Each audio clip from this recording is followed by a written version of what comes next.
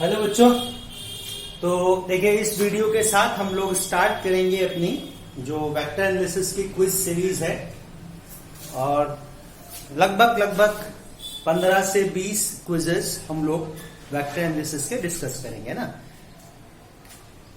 तो ये first question से हम लोग स्टार्ट करते हैं।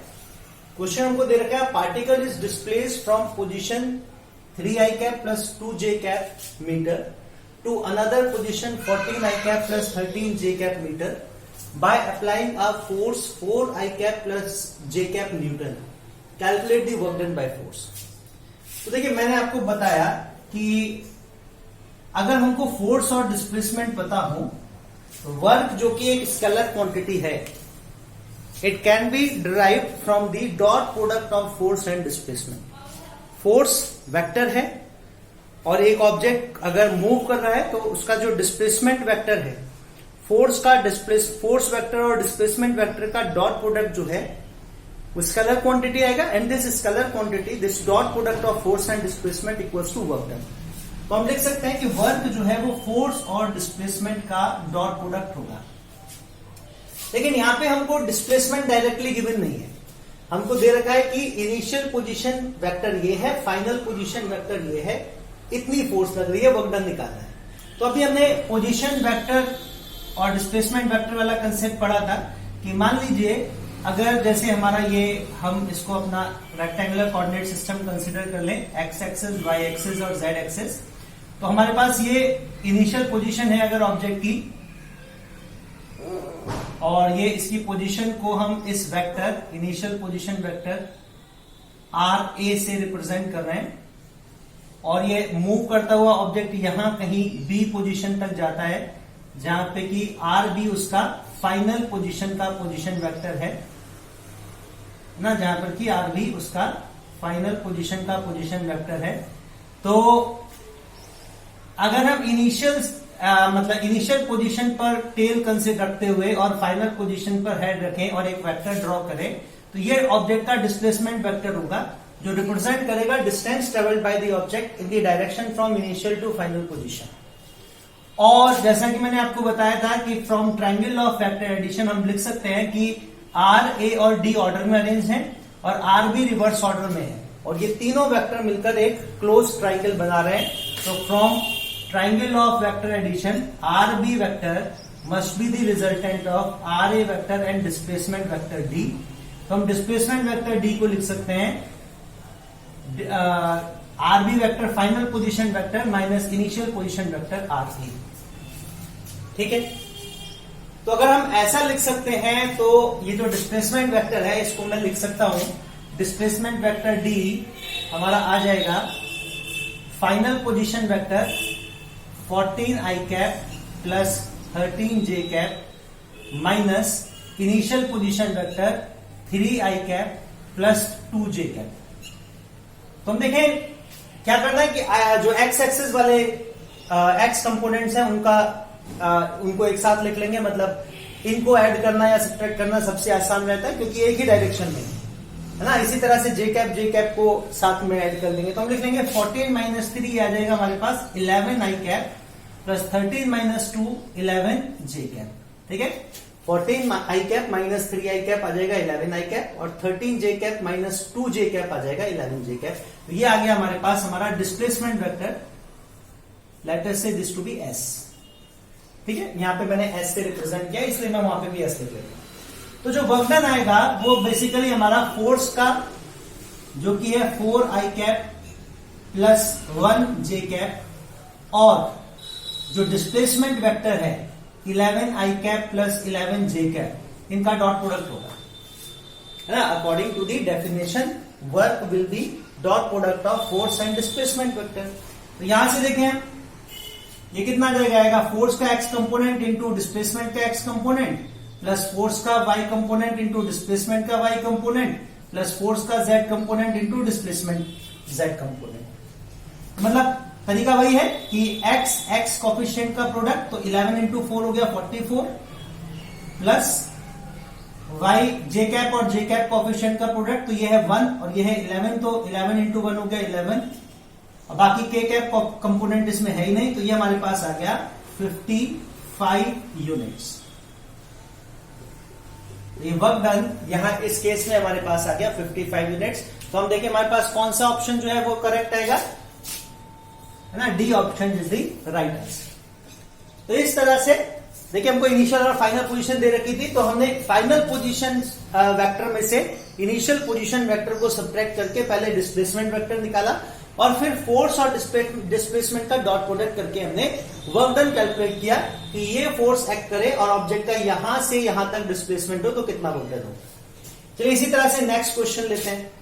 नेक्स्ट क्वेश्चन भी ऑलमोस्ट सिमिलर है, बस क्या कर रखा है हमको इनिशियल और फाइनल पॉइंट्स जो हैं उनके पोजीशन कोऑर्डिनेट्स दे रखे हैं, पोजीशन वेक्टर की जगह पोजीशन कोऑर्डिनेट्स दे रखे हैं। देखिए इसको भी हम अगर सिंप्लीफाई करें, मान लीजिए ये मैं एक रेक्टेंगुलर कोऑर्डिनेट कंसीडर कर रहा हूं जहां पर ये हमारे पास ऑब्जेक्ट की इनिशियल पोजीशन ए और फाइनल पोजीशन बी मान लेते हैं। इनिशियल पोजीशन का जो वेक्टर है, ठीक है, let us say that to be R a vector, और फाइनल पोजीशन का जो वेक्टर है मान लीजिए उसको कह देते हैं आर बी वेक्टर। तो इनिशियल पोजीशन से फाइनल पोजीशन तक ये आ जाएगा हमारा डिस्प्लेसमेंट वेक्टर एस।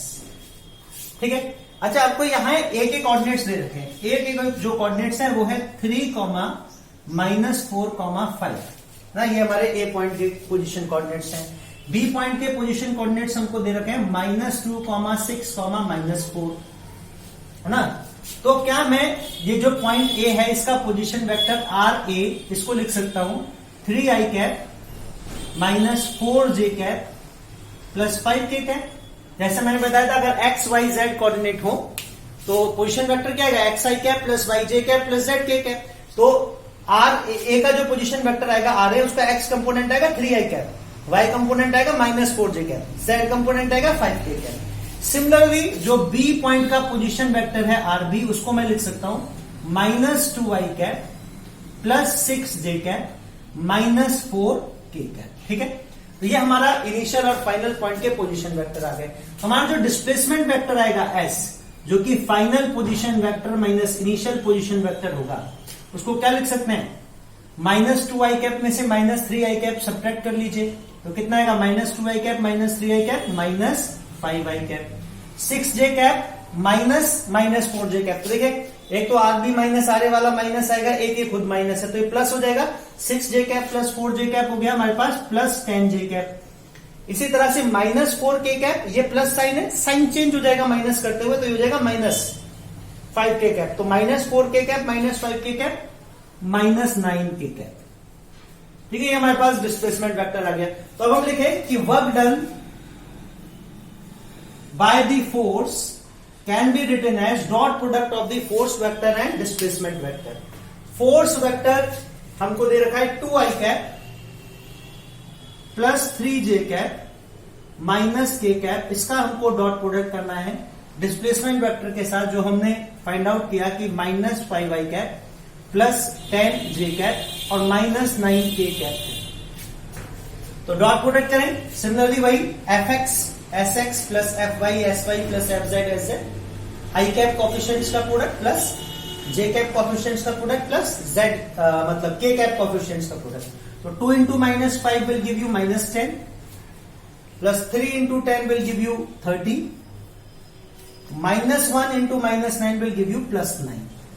ठीक है, तो ये हमारे पास आएगा कि 2 into -5 will give you -10, 3 into 10 will give you 30 और -1 into -9 will give you +9।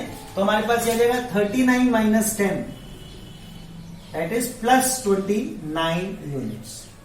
तो this amount of work will be done. तो ये हमारा ए ऑप्शन जो है that will be the correct answer. ठीक है, तो इस तरह से देखिए अगर हमको इनिशियल और फाइनल पोजीशन वेक्टर दे रखे हैं, पोजीशन वेक्टर नहीं तो पोजीशन कोऑर्डिनेट्स दे रखे हैं, तो पोजीशन कोऑर्डिनेट से पहले हम पोजीशन वेक्टर लिख सकते हैं, फिर पोजीशन वेक्टर से हम डिस्प्लेसमेंट डिराइव कर सकते हैं और फोर्स और डिस्प्लेसमेंट का डॉट प्रोडक्ट जो है वो आसानी से हम उससे वर्क डन कैलकुलेट कर सकते हैं। ठीक है, चलिए अब इसके बाद चलते हैं हम अपने नेक्स्ट क्वेश्चंस पर।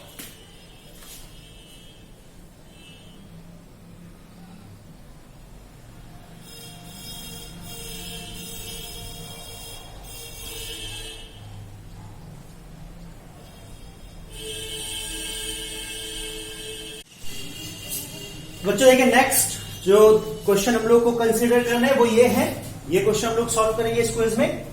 तो क्वेश्चन इससे स्टार्ट करते हैं। हमको दे रखा था angle made by vector A equals to I cap J cap with X axis is.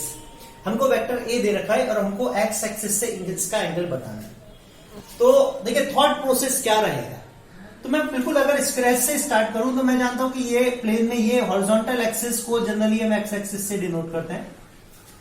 अगर मान लीजिए मेरा ये वेक्टर ए है जो कि हमको आई कैप प्लस जे कैप दे रखा है, जिसका एंगल एक्स एक्सिस से मान लीजिए थीटा है, यही थीटा मुझको बताना है, ठीक है। तो मैं क्या करूं, एक ऐसा वेक्टर देखूं जो एक्स एक्सिस के अलोंग हो, क्योंकि मैंने आपको बताया था कि कभी भी अगर आपको एक वेक्टर का किसी गिवन वेक्टर से एंगल निकालना हो तो use this relation cos theta equals to dot product of A and B upon mod A mod B. This will give you what theta. If you know vector A and B you can find the angle between A and B. तो मुझको यहां पर vector A का angle x axis से निकालना है। तो मैं क्या करूं, एक्स एक्सिस के अलोंग कोई ऐसा वेक्टर सोचूं जिसका मैं डॉट प्रोडक्ट ए के साथ कर सकूं, उसको मैं बी कह दूंगा। तो वेक्टर ए का तो मुझको मॉड पता चल जाएगा, वेक्टर ए भी दे रखा है, तो मेरे पास वेक्टर बी और हो जो कि एक्स एक्सिस के अलोंग हो। तो मैं अगर ए का बी के साथ डॉट प्रोडक्ट करूंगा तो ए और बी के बीच का एंगल cos थीटा इस रिलेशन से मैं फाइंड आउट कर सकता हूं। लेकिन एक्स एक्सिस क्या मतलब, मुझको बी वेक्टर तो गिवन नहीं है, तो मैं खुद अपना ये है ना मेरे पास ऊपर, सबसे ऊपर इसीलिए दिया है भगवान ने, इसे यूज करें। कोई ऐसा वेक्टर जो हमको पता हो एक्स एक्सिस के अलोंग, तो ऐसे तो कोई जनरल वेक्टर नहीं पता है, लेकिन हाँ यूनिट वेक्टर हम एक्स एक्सिस के अलोंग यूनिट वेक्टर हम यूज करते हैं आई कैप। हाँ तो ये भी तो वेक्टर है, बस इतना ही तो इसका मैग्नीट्यूड 1 है ना। तो मुझको ये आई कैप पता चल गया, तो एक तरह से मैं अगर ए का डॉट प्रोडक्ट करूं आई कैप के साथ और उसको मॉड ए और मॉड आई कैप से डिवाइड कर दूं तो वो cos थीटा के बराबर आएगा, जहां पर थीटा आई कैप और ए वेक्टर के बीच का एंगल है, जहां पर आई कैप तो वही है जो एक्स एक्सिस की डायरेक्शन है। तो angle between A vector and I cap will B same, that will be angle of vector A with X axis. तो मैं क्या करूं, यहां पर वेक्टर ए को अगर आई कैप के साथ डॉट प्रोडक्ट करूं तो सबसे पहले तो मैं क्या करता हूं, मॉड ए निकाल लेता हूं। मॉड ए कितना आएगा, तो मॉड ए आ जाएगा अंडर रूट ए एक्स स्क्वायर प्लस ए वाई स्क्वायर प्लस ए जेड स्क्वायर, एक्स कंपोनेंट का स्क्वायर प्लस वाई कंपोनेंट का स्क्वायर प्लस जेड कंपोनेंट का स्क्वायर। एक्स कंपोनेंट कितना है, आई कैप का कोएफिशिएंट कितना है 1, तो 1 का स्क्वायर। जे कैप का कोएफिशिएंट कितना है 1, 1 का स्क्वायर प्लस के कैप का कोएफिशिएंट 0 है, तो ये हमारे पास आ जाएगा √2 ना, under root 1 plus 1 will be √2। फिर हमको जो दूसरा वेक्टर हमने लिया है एक्स एक्सिस के अलोंग आई कैप, उसका मॉड निकालना है, वो हम जानते हैं, ये तो यूनिट वेक्टर है तो इसका मॉड तो 1 ही आएगा। चलिए अब क्या करिए, वेक्टर ए का आई कैप के साथ डॉट प्रोडक्ट कीजिए। वेक्टर ए है हमारा आई कैप प्लस जे कैप, इसका डॉट प्रोडक्ट करिए आई कैप के साथ, ये कितना आ जाएगा, ये आ जाएगा हमारा आई डॉट आई, इसका कोएफिशिएंट कितना है यहाँ पे 1, इसका कोएफिशिएंट कितना है 1, तो 1 इंटू 1 1, इसका कोएफिशिएंट यहाँ पर जे कैप का 0 है, यहाँ पर 1 है तो 0 इंटू 1 0। तो बेसिकली ये डॉट प्रोडक्ट हमारे पास 1 ही आएगा, ए वेक्टर का डॉट प्रोडक्ट आई कैप के साथ 1 आएगा। तो ये अप्रोच मैं फॉलो करूं तो मैं लिख सकता हूं cos थीटा जो कि vector A dot I cap upon mod A mod I cap आना चाहिए, है ना, जहां पर थीटा हो गया angle between vector A and I cap या angle between vector A and X axis, वही हमको फाइंड आउट करना है। ये हमारे पास आया 1, ये हमारे पास आया √2, ये हमारे पास आया 1, तो बेसिकली cos थीटा हमारा 1/√2 आना चाहिए, which implies that theta must be equal to 45 degree, क्योंकि cos 45 1/√2 होता है, तो B is the right option 45 degree. ठीक बच्चों, चलिए इसी तरह से एक और अगला क्वेश्चन हमको दे रखा है, ऑलमोस्ट सिमिलर है, बस यहां पे क्या है, वेक्टर R दे रखा है और हमसे पूछा है दी angle between vector R and y axis is. तो अब सेम अप्रोच फॉलो करिए कि भाई हमको एक गिवन डायरेक्शन से या एक गिवन वेक्टर से इस वेक्टर का एंगल पूछा है, तो क्या मैं ये लिख सकता हूं कि cos theta equals to vector R का डॉट प्रोडक्ट कर लें एक ऐसे वेक्टर के साथ जो y एक्सिस के अलोंग हो, और फिर मॉड आर और उस वेक्टर के मॉड से डिवाइड करें तो कॉस थीटा आ जाएगा। तो मान लीजिए अगर ये मेरा वेक्टर आर है और ये वाई एक्सिस है, तो कोई ऐसा वेक्टर आप जानते हैं जो वाई एक्सिस के अलोंग हो? हाँ जानते हैं, यूनिट वेक्टर जे कैप। जे कैप एक ऐसा यूनिट वेक्टर है जिसकी डायरेक्शन वाई एक्सिस के अलोंग है, मैग्नीट्यूड 1 है। तो आर का जे कैप के साथ ही डॉट प्रोडक्ट करिए और आर को और इस डॉट प्रोडक्ट को मॉड आर और मॉड जे कैप से डिवाइड कर दीजिए, तो आपके पास कॉस थीटा आएगा, जहां पर थीटा आपका आर वेक्टर और जे कैप वेक्टर के बीच का एंगल होगा। Theta will be the angle between R vector and J cap vector, है ना। कॉस थीटा, अगर कॉस थीटा को लिखते ना R vector dot J cap upon mod R mod J cap, तो theta is the angle between R vector and J cap vector. और J cap vector की direction वही है जो वाई एक्सिस की है, J cap is along Y axis, तो basically this theta will be the inclination of R with the Y axis. ठीक है, तो अब ये तो हम जानते हैं कि मॉड जे कैप तो 1 आएगा, है ना। ये तो हम जानते हैं कि मॉड जे कैप 1 आएगा। मॉड आर और फाइंड आउट करें सबसे पहले, तो मॉड आर आएगा square of X component of R X square plus R Y square plus R Z square. R X square, X component कितना है, आई कैप का कोफिशिएंट 2, तो 2 का स्क्वायर, प्लस जे कैप का कोफिशिएंट कितना है 3, तो 3 स्क्वायर। के कैप का कोफिशिएंट 0 है तो 0, तो ये हमारे पास आ जाएगा 2 का स्क्वायर 4 प्लस 3 का स्क्वायर 9, 9 प्लस 4 √13। तो मॉड आर हमारे पास आ गया √13। ठीक है, अब हम क्या करें, वेक्टर आर का जे कैप के साथ डॉट प्रोडक्ट करें। वेक्टर आर है हमारा 2 आई कैप प्लस 3 जे कैप, इसका डॉट प्रोडक्ट करें किसके साथ, जे कैप के साथ। तो इसको मैं सिर्फ जे कैप को 0 आई कैप प्लस जे कैप लिख लू। आई कैप कोफिशिएंट वैसे भी इसका 0 है, तो जब डॉट प्रोडक्ट करेंगे तो क्या है, आई कैप कोफिशिएंट्स का product plus J cap coefficients का product plus K cap coefficients का प्रोडक्ट। यहां पर आई कैप का कोफिशिएंट कितना है 2, यहां पर कितना है 0, प्लस यहां पर जे कैप का कोफिशिएंट कितना है 3, यहां पर कितना है 1, और के कैप के कोफिशिएंट दोनों में 0 है, तो ये हमारे पास आएगा 3। तो मैं ये अप्रोच फॉलो करूं तो मैं लिख सकता हूं कॉस थीटा, जहां पर थीटा एंगल है between R vector and J cap vector, मतलब आर वेक्टर और वाई एक्सिस के बीच में, तो कॉस थीटा मेरे पास आ जाएगा मॉड मतलब R cap dot J cap upon mod R mod J cap. R cap dot J cap हमने अभी कैलकुलेट किया 3 है, और मॉड आर हमारा आया √13 और मॉड जे कैप तो हमारा 1 है, तो ये हमारे पास बेसिकली आया 3/√13। कॉस थीटा की वैल्यू हमारे पास आई 3/√13, या theta is equal to cos inverse 3/√13। अब हम आंसर में देखें तो कॉस इनवर्स तो हमारा यहां पे है, वो सिर्फ 2/3 है। कॉस इनवर्स हमारा 2/3 है, बाकी साइन इनवर्स 2/3 है, टेन इनवर्स 2/3 और टेन इनवर्स 3/2 है। ऐसा तो हमारे पास कोई ऑप्शन नहीं है, तो क्या हमारा आंसर गलत आया? नहीं, ऐसा भी नहीं है। हम क्या करें, एक राइट एंगल ट्रायंगल बना लें, अज्यूम कर लें एक राइट एंगल ट्रायंगल जिसमें यह एंगल हमारा 90 डिग्री है, एंड लेट अस से दिस टू बी थीटा। इस राइट एंगल ट्रायंगल में अगर कॉस थीटा हमारा 3/√13 है, तो कॉस थीटा क्या होता है, बेस अपॉन हाइपोटेन्यूज। इसका मतलब इस राइट एंगल ट्रायंगल में 3 यूनिट्स की बेस है और √13 यूनिट्स की हमारे पास हाइपोटेन्यूज है ना। Base upon hypotenuse will be cos theta, that means base 3 units है और हाइपोटेन्यूज √13 यूनिट्स है। तो परपेंडिकुलर के मैं यहां से फाइंड आउट कर सकता हूं, परपेंडिकुलर क्या आएगी भाई, हम ये लिख सकते हैं perpendicular equals to square root of hypotenuse square minus base square, है ना। तो ये हमारे पास आएगा 13 माइनस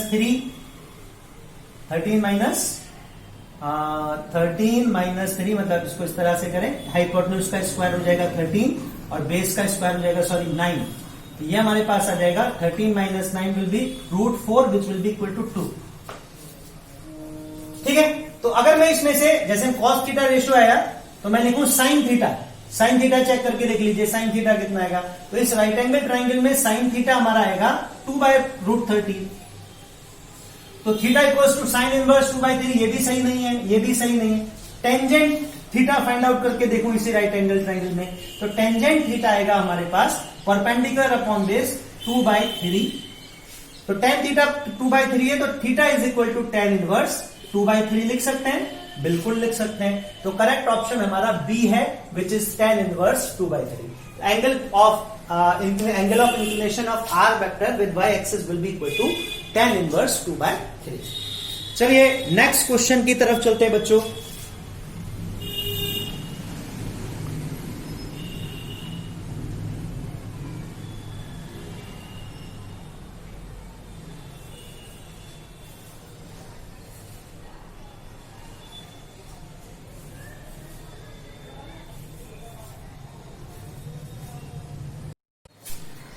बच्चों देखिए सॉल्व करते हैं हमारे अगले क्वेश्चन। इससे स्टार्ट करते हैं। हमको दे रखा है if a unit vector is represented as 0.5 i cap plus 0.8 j cap plus c k cap then find c। मतलब ये जो वेक्टर हमको दे रखा है ये यूनिट वेक्टर है, ऐसा क्वेश्चन कह रहा है। तो हमको ये c जो k कैप का कोफिशिएंट है c मतलब z कंपोनेंट का मैग्नीट्यूड वो बताना है। तो हम देखिए अगर ये यूनिट वेक्टर है, मतलब बेसिकली बात करें तो अगर ये यूनिट वेक्टर है तो इसका mod 0.5 i cap plus 0.8 j cap plus c k cap का मॉड 1 आना चाहिए ना, क्योंकि यूनिट वेक्टर का मैग्नीट्यूड 1 होता है। तो अगर ये यूनिट वेक्टर है, ये गिवन वेक्टर यूनिट वेक्टर है, तो इसका मैग्नीट्यूड जो है वो 1 आना चाहिए। हम देखें अगर हम इसका मैग्नीट्यूड निकालें तो मैग्नीट्यूड कितना आएगा, इसके x कंपोनेंट का स्क्वायर मींस 0.5 का स्क्वायर, आई कैप कोफिशिएंट का square plus J cap coefficient का स्क्वायर मींस 0.8 का स्क्वायर प्लस के कैप का कोफिशिएंट का स्क्वायर जो कि हमारा c, तो c square, this must be equal to 1। Simplify करें ये आएगा हमारे पास 0.25 प्लस 0.8 का स्क्वायर करें 0.64 plus c square, this must be equal to 1। Squaring both the sides, दोनों साइड्स मान लीजिए हमने स्क्वायर कर लिया, इधर से तो रूट हट जाएगा और इधर 1 का स्क्वायर 1 ही आएगा। इसको सिंप्लीफाई करें तो 0.25 प्लस 6.45 और 4 9 और 6 और 2 8, ये हमारे पास आएगा 0.89 plus c square must be equal to 1, या c स्क्वायर आना चाहिए हमारा 1 minus 0.89 which will be equal to 0.11। तो c हमारा अंडर रूट 0.11 आना चाहिए। तो c हमारा करेक्ट ऑप्शन है। c की वैल्यू जो है, जो k कैप का कोफिशिएंट है c, उसकी वैल्यू अंडर रूट 0.11 आएगी। ठीक है बच्चों, ठीक। वापस एक बार बताओ, अगर ये हमको यूनिट वेक्टर कह रखा, हमको दिया है क्वेश्चन में, हमको कहा गया है कि ये यूनिट वेक्टर है, तो हम ये जानते हैं unit vector by definition that unit vector कहते ही उसको इसलिए है क्योंकि उसका मैग्नीट्यूड यूनिट होता है। ठीक है, 1 मैग्नीट्यूड आएगा उसका, 1 यूनिट मैग्नीट्यूड आएगा। तो हमने वही कहा कि अगर ये यूनिट वेक्टर है तो इसका मैग्नीट्यूड 1 होना चाहिए। और मैग्नीट्यूड किसी भी वेक्टर का, चाहे वो यूनिट वेक्टर हो चाहे वो कोई भी वेक्टर हो, उसका मैग्नीट्यूड आता है उसके x कंपोनेंट के मैग्नीट्यूड का स्क्वायर प्लस y कंपोनेंट के मैग्नीट्यूड का स्क्वायर प्लस z कंपोनेंट के मैग्नीट्यूड का स्क्वायर, या एक तरह से कहें उसके आई कैप कोफिशिएंट्स का स्क्वायर, y कैप कोफिशिएंट मतलब j कैप कोफिशिएंट का स्क्वायर और k कैप कोफिशिएंट का स्क्वायर। तो वहां से हमने सॉल्व करके निकाला कि c की वैल्यू जो है वो अंडर रूट 0.11 आएगी। ठीक बच्चों, अब नेक्स्ट क्वेश्चन की तरफ चलते हैं। नेक्स्ट क्वेश्चन हमको दे रखा है the vector that is added to I cap minus 5j cap plus 2k cap and 3i cap plus 6j cap minus 7k cap to give a unit vector along x axis. मतलब ये दो vectors हैं, इनको आपस में add करें और एक तीसरा वेक्टर ऐड करें तो रिजल्टेंट हमारे पास आना चाहिए unit vector along x axis. तो सबसे पहले तो हम देखें unit vector along x axis क्या होता है। Any unit vector along x axis, तो वो हम कन्वेंशनली आई कैप जो है वो हमने एक यूनिट वेक्टर सिलेक्ट कर रखा है जो कि x एक्सिस की डायरेक्शन को रिप्रेजेंट करता है। तो मतलब इसका, इस वेक्टर का और एक तीसरे वेक्टर का सम मिलाकर आई कैप आना चाहिए। तो मान लीजिए इस वेक्टर को मैं लिख देता हूं ए वेक्टर, स्मॉल ए वेक्टर, इस वेक्टर को मैं कह देता हूं स्मॉल बी वेक्टर, और एक तीसरा अननोन वेक्टर है सी। इन सबको मिलाकर रिजल्टेंट हमारा आई कैप आना चाहिए, unit vector along X axis. ठीक, सब्स्टिट्यूट कर लीजिए, वेक्टर ए आ गया आपका I cap plus 5j cap plus 2k cap, बहुत बढ़िया।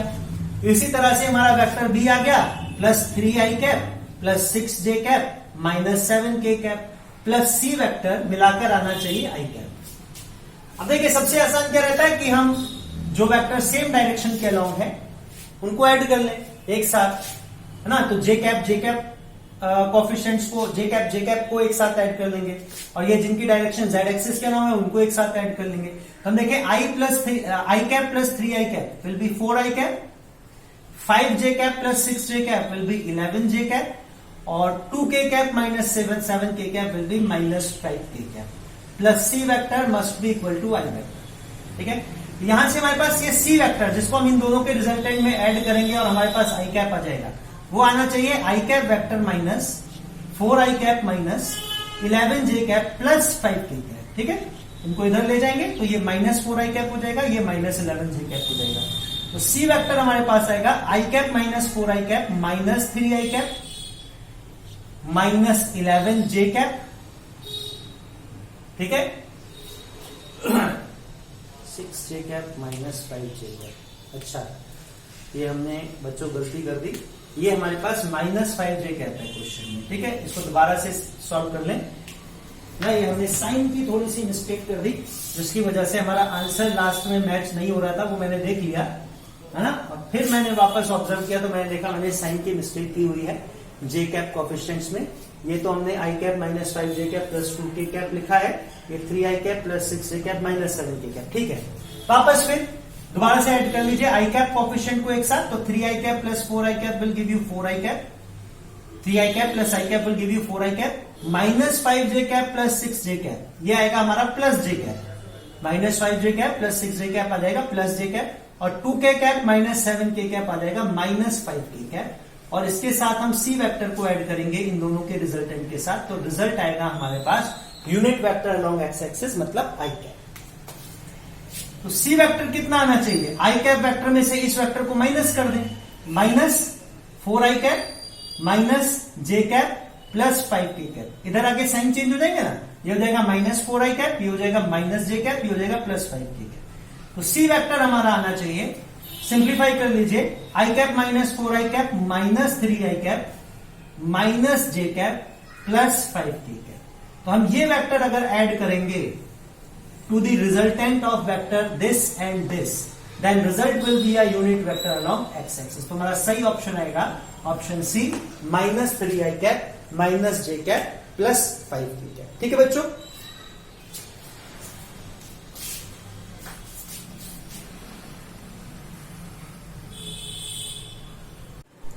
देखिए नेक्स्ट क्वेश्चंस इस क्विज के, और एक तरह से कहा जाए तो लास्ट क्वेश्चन है इस क्विज के ये। इससे स्टार्ट करते हैं। हमको दे रखा है if vector a equals to i cap plus 2j cap and 4k cap and b equals to 5a cap represents the two sides of a triangle, then length of third side will be. अगर ये vector a है, ये vector b है ना, तो इस और ये दोनों मिलकर एक ट्राइंगल की दो एडजेसेंट साइड को रिप्रेजेंट करते हैं। तो बताइए थर्ड साइड की लेंथ क्या होगी। तो हम देखिए, मान लीजिए वेक्टर ए और वेक्टर बी को हम हेड टू टेल अरेंज करें, तो वेक्टर ए और वेक्टर बी को हेड टू टेल अरेंज करने पर ये एक ओपन ट्राइंगल की दो एडजेसेंट साइड को रिप्रेजेंट करते हैं। Then the third closing side of the triangle will be the resultant of A and B from triangle of vector addition. तो ये जो थर्ड साइड आएगी इसका magnitude mod R actually vector A और vector B के resultant का mod होगा।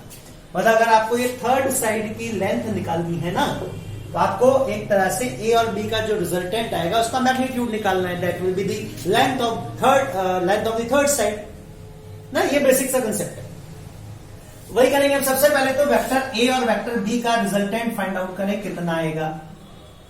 तो वेक्टर ए है हमारा i cap plus 2j cap plus 4k cap, इसके साथ हमको ऐड करना है 5i cap B vector. i cap coefficients को एक साथ ऐड कर लेंगे तो आ जाएगा 6i cap plus 2j cap plus 0j cap, तो 2j cap plus 4k cap plus 0k cap, तो 4k कैप। ठीक है बच्चों, तो ये हमारे पास वेक्टर a प्लस बी आ गया। तो a प्लस बी का मैग्नीट्यूड कितना आएगा, ये आ जाएगा अंडर रूट। तो काफी क्वेश्चन कर चुके हैं, अगर ये रिजल्टेंट वेक्टर है तो रिजल्टेंट के आई कोफिशिएंट का स्क्वायर प्लस वाई कोफिशिएंट का स्क्वायर प्लस जेड कोफिशिएंट का स्क्वायर, तो 6 का स्क्वायर प्लस 2 का स्क्वायर प्लस 4 स्क्वायर, तो जाएगा हमारे पास अंडर रूट 6 का स्क्वायर हो जाएगा 36, 2 का स्क्वायर हो जाएगा 4 और 4 का स्क्वायर हो जाएगा 16। तो ये बेसिकली हमारे पास आएगा ऐड करके 56 रूट 56। ठीक है, तो हमारे पास ये जो लेंथ आएगी वो रूट 56 यूनिट्स आएगी। तो थर्ड साइड है उसकी लेंथ रूट 56 यूनिट आएगी। अच्छा, ये ऑप्शन जो है वो सिर्फ रूट 56 है, मुझसे गलती से वो 6 लिख गया उसके साथ में, तो रूट 56 हमारा ये जो सी ऑप्शन आएगा। ठीक है, आगे बात समझ में। देखिए क्या करना था हमको, दो वेक्टर दे रखे थे और हमसे कहा गया था if vector A and B represent two sides of a triangle then length of third side will be. तो हमने देखा अगर वेक्टर ए और वेक्टर बी को हम हेड टू टेल अरेंज करें और वो एक ट्रायंगल की दो साइड को रिप्रेजेंट करते हैं तो third side from triangle of vector addition वो इनका रिजल्टेंट आएगी। ठीक, तो थर्ड साइड की लेंथ मतलब इनके रिजल्टेंट का मॉड। पहले तो हमने इनको ऐड कर लिया, I cap plus 5i cap 6i cap 2j cap plus 0j cap 2j cap 4k cap plus 0k cap 4k cap. ठीक है, फिर हमने इसका मैग्नीट्यूड निकाल लिया रिजल्टेंट का, जो कि 6 स्क्वायर 36, 2 स्क्वायर 4 और 4 स्क्वायर 16 आया। तो हमारे पास आया रूट 56 यूनिट्स। ठीक है, चलिए अब नेक्स्ट क्वेश्चन हमको दे रखा है कि दो वेक्टर ए और बी का रिजल्टेंट आर है और ये इस तरह से कि वेक्टर ए का मॉड, यहाँ पे वेक्टर के ऊपर एरो एड नहीं लगा है ना, दैट मीन्स ये इसका मैग्नीट्यूड लिखा है। तो वेक्टर ए का मैग्नीट्यूड और वेक्टर बी का मैग्नीट्यूड बराबर है, मतलब ये दोनों इक्वल वेक्टर्स हैं और इनका जो रिजल्टेंट है आर उसका मैग्नीट्यूड भी इतना ही है जितना ए और बी का है।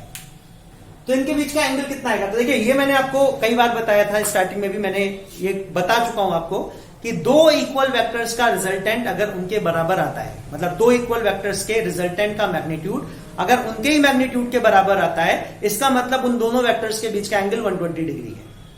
ठीक है, तो यहां पे तो सीधा 120 डिग्री मतलब 2π/3 आंसर आना चाहिए, लेकिन हम इसको सॉल्व करेंगे ना, ऐसे ही नहीं जाने देंगे। चलिए सॉल्व करते हैं। मॉड ए मॉड बी और मॉड आर बराबर है और हमको दे रखा है ए और बी का रिजल्टेंट मॉड आर आएगा। तो from basic definition of triangle और parallelogram law R must be equal to under root A square plus B square plus 2ab cos theta. Okay, और हम ये अपनी तरफ से अज्यूम कर लेते हैं कि लेटर से mod of vector A equals to mod of vector B equals to mod of vector R, later से इट टू बी ए।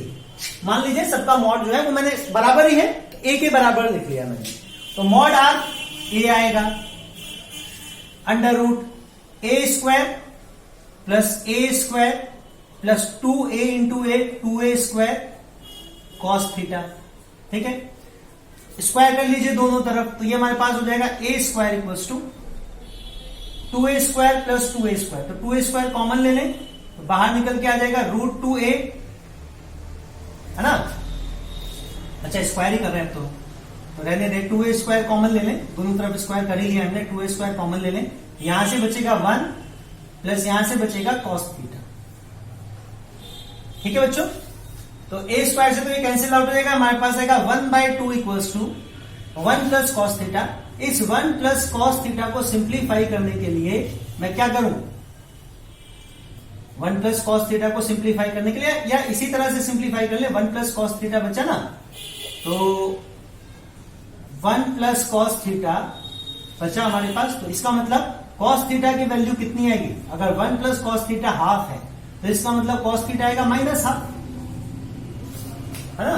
1 इधर लाके सब्ट्रैक्ट कर लिया, कॉस थीटा माइनस हाफ, मतलब theta equals to cos inverse -1/2 और cos की value, cos theta की value -1/2 आ रही है, मतलब थीटा आपका 120 डिग्री है। 120 डिग्री लिख लीजिए या रेडियंस में इसको 2π/3 रेडियंस लिख सकते हैं। तो मैंने पहले ही बताया था कि ये छोटी छोटी बातें तो आप याद रखेंगे तो आपके लिए आसान होगा। जैसे अगर ये आपको याद हो तो आप डायरेक्ट लगा सकते हो कि दो इक्वल वेक्टर्स, दो ऐसे वेक्टर्स जिनका मैग्नीट्यूड इक्वल हो, उनका रिजल्टेंट उन्हीं के मैग्नीट्यूड के बराबर आए, दैट मीन्स वो 120 डिग्री एंगल पर इंक्लाइन है। ठीक है बच्चों, तो ये क्विज हम यही खत्म करते हैं। ठीक है, फिर नेक्स्ट क्विज के साथ आपसे मिलते हैं। ठीक।